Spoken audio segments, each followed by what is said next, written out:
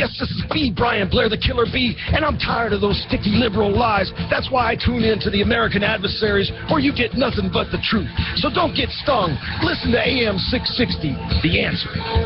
That's right. We are coming to you live from the Hive. I am Christopher Hart, and I am in the studio today along with Lucas Paris, who has us up on the Periscope, and you can see us on our channel on YouTube. Who's up? There you go, American Adversaries TV.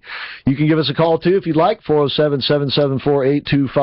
We have our man, Abe Katsmann. He's a part of course, the American Adversaries Army Task Force, where it is our task to bring the best and the brightest to you each and every day. And, of course, Abe fits that category. Abe, I love the first line in your article. You say, international diplomacy, it is said, is the art of letting the other party have your way. It would seem like the Iranians are practicing that to a T, man. They got it down, don't they? At least with this guy. Yeah, they seem to have it. Well, they've been doing great, getting concession after concession out of the U.S. and it doesn't look like they've budged. No, not at all. How about that? I wasn't aware that we were going to give them a big payday just for signing. Is that right out of the Clinton diplomacy playbook? You know, big cash transfer here. You get what you want, right? And maybe we'll throw in a couple of Bill's speeches. Those are worth a couple of $1 million. Yeah, he can go to Tehran and tear it up, right? I also love your last sentence though is probably the one that really sums it all up. You say from Riyadh to Taipei to Jerusalem to Moscow to Beijing to Pyongyang, the world is paying close attention. As much as these nuclear negotiations are about Iran, they are even more about America. And really that does sum it all up, but in that is not only the bad news, but the good news, isn't it also, Abe, sort of? In other words, we could change this with the new administration? We could, although there's an awful lot of damage that can be done over the next 18 months. But you're right, hoping that we end up with an administration that goes back to a more conventional, more forceful U.S. foreign policy. It shouldn't be too much to expect that things will turn around and that the U.S. will regain the kind of respect that it had back when it was a serious military threat, or when there was serious military threat behind its foreign policy demands.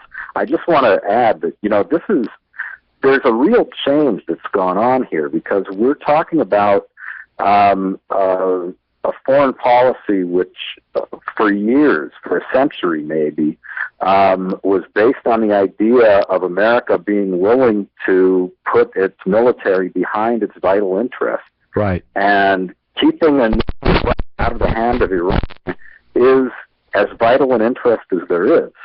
And if the U.S. won't consider military protection of that interest, then what interest will we back?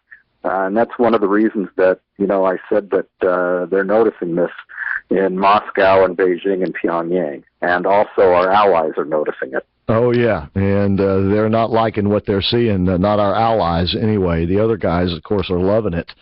And this reminds me of what Barack Obama said on the 2nd of this month. He was talking, and I don't think this was, maybe it was the speech that he gave on Israeli TV. You tell me if it was. But he made some comments about Prime Minister Netanyahu. Said, well, first of all, the Prime Minister has security of Israel first and foremost in his mind. But then he went on to say that the Prime Minister sees his notion of being able to make peace in the Middle East, that is Barack's notion, is naive. The Prime Minister is predisposed to see the worst in the Palestinians.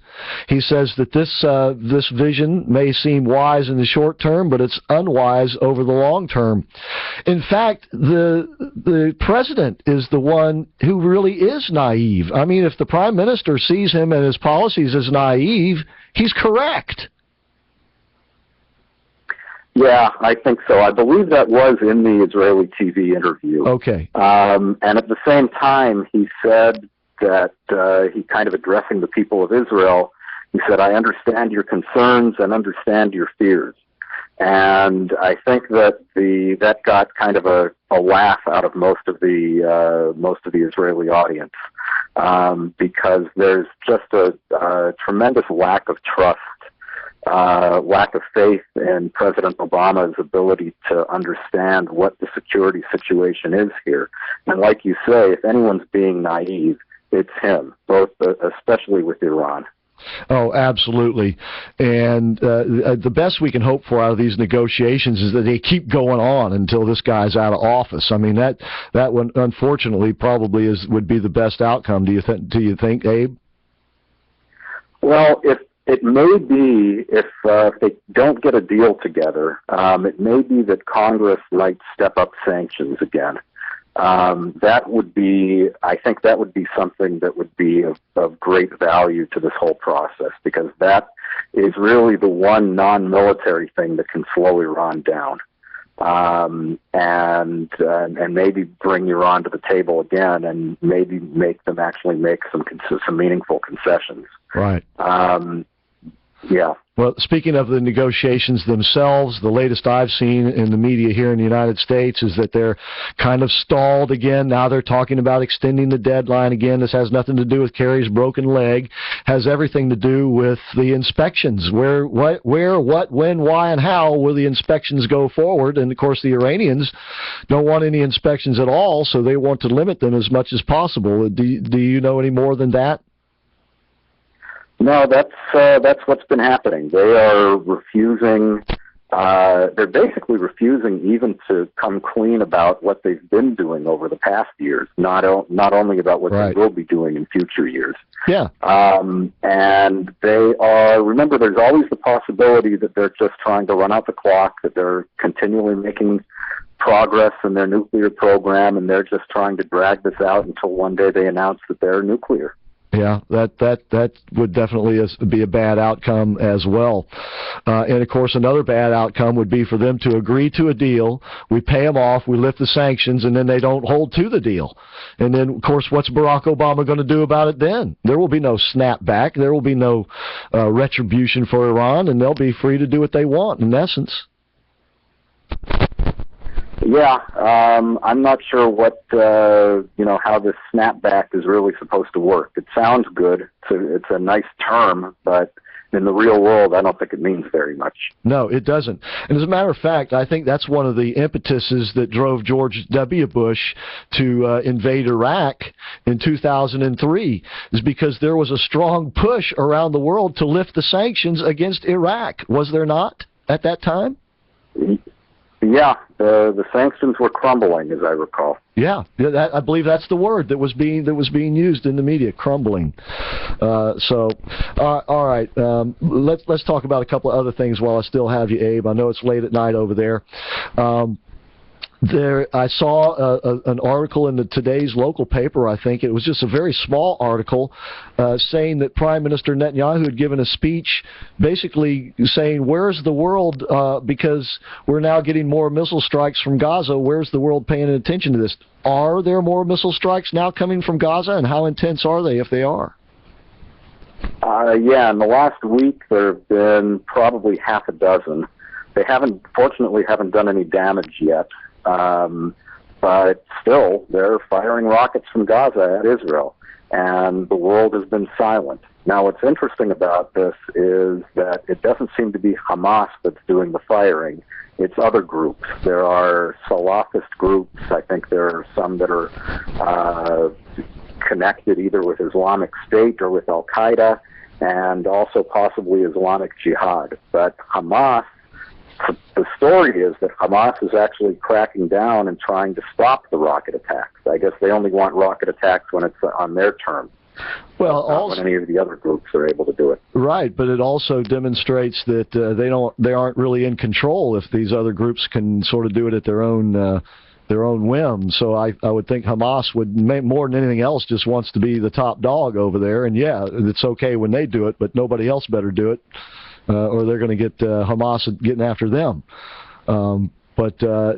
it's interesting because in the face of that, and in the face of what drove the Israeli military to have to go into Gaza last year to clean it up, there's this boycott movement going around the world, and in particular in colleges. There was a story that we teased for the Soundbite news website where in the UK a student union has backed this boycott. Evidently there's efforts here in the United States in colleges to do it. France has come out and condemned the boycott in the face of one of their telecommunications companies called Orange. I'm calling it, there's the TV show Orange is the New Black. Well, Orange is now the new blacklist, and Israel is the one who's gotten listed. How troubling is that to people in Israel, and how much is that being focused on in the media there? It's been the amount of focus has been picking up, and in fact, it's been noticed by the government. Prime Minister Netanyahu has spoken about it in cabinet meetings, and they're trying to come up with some kind of strategy to combat it. It's not an easy thing to do because it's something that raises its head in hundreds of places. The U.S. college campuses, from what I understand, are just awash with anti-Israel sentiment and this boycott movement. So I'm not sure what will come of it, but it is dangerous down the road that there's going to be this boycott that is really an attempt to choke off Israel's economy. And one thing that Israel has been doing, and I don't know if it's enough, is they've been pivoting to the Far East and to India, so that even if, let's say, the Europeans invoke some sorts of sanctions against Israel, India, China, some of the other countries would still be a good outlet for Israel's economy, to be Israel's trading partners. Yeah, and this movement that has its own name, it's called Boycott, Divest, and Sanction, BDS, I guess. So yeah, it seems to have a considerable amount of organization going on here. Do you think one of the reasons why they're going into the college campuses is to try to gin up some sort of protest atmosphere, sort of reminiscent of the 60s, if you will, against the Vietnam War? Yeah, I think there is something like that. I think that the campuses tend to be hotbeds of this type of thing. Of generally, it's always something with a leftist slant. Right. But I guess there are a lot of students with a lot of time on their hands, and misguided as they may be. They're not calling for boycotts of ISIS. They're not calling for boycotts of Syria. They're not calling for boycotts of any other country. Just the one democratic country in the Middle East. That's who they're going after. And only our biggest ally, and of course our greatest friend that we could ever have, does seem like short-sighted wisdom, if to use President Obama's terminology. One last subject matter. There's a feeling. I was just going to say, there's a strong feeling here that it is actually thinly veiled anti-Semitism. Oh. Again, they're going after the one Jewish country in the world. Yeah, it's not even very thinly veiled. I mean, it's right there. It is every bit that. And in this day and age of political correctness, where we're supposed to be not offending people, to do something like this and so selectively, it is quite offensive, in my opinion, and shouldn't be tolerated silently anyway. We need to be speaking out against this sort of nonsense, and against our youth being used in this fashion as elaborate suckers, if you will, Abe. Yeah, I think that's the right sentiment. I hope that we can figure out what to do to combat it. Yeah. One last thing before I let you go. Israel happy about what happened with the Turkish elections. Prime Minister Erdogan did not get the kind of support he was looking for? Yeah, that was a bright spot in the news. He's been increasingly fundamentalist Muslim, and also increasingly authoritarian. He's been consolidating all kinds of powers into his presidency. So he's sort of turning it into an Islamic dictatorship. Well, this may have slowed him down, maybe even put a stop to his movement, to the authoritarian part of the movement. And Israel sees it as a very good sign. And remember, not so long ago, the Israeli military and the Turkish military had a very good relationship, and perhaps we could see the return of that kind of relationship. Yeah, we can only hope. We can only hope, because that could be a key strategic ally in this battle against the Islamic State and fundamentalist Islam in general.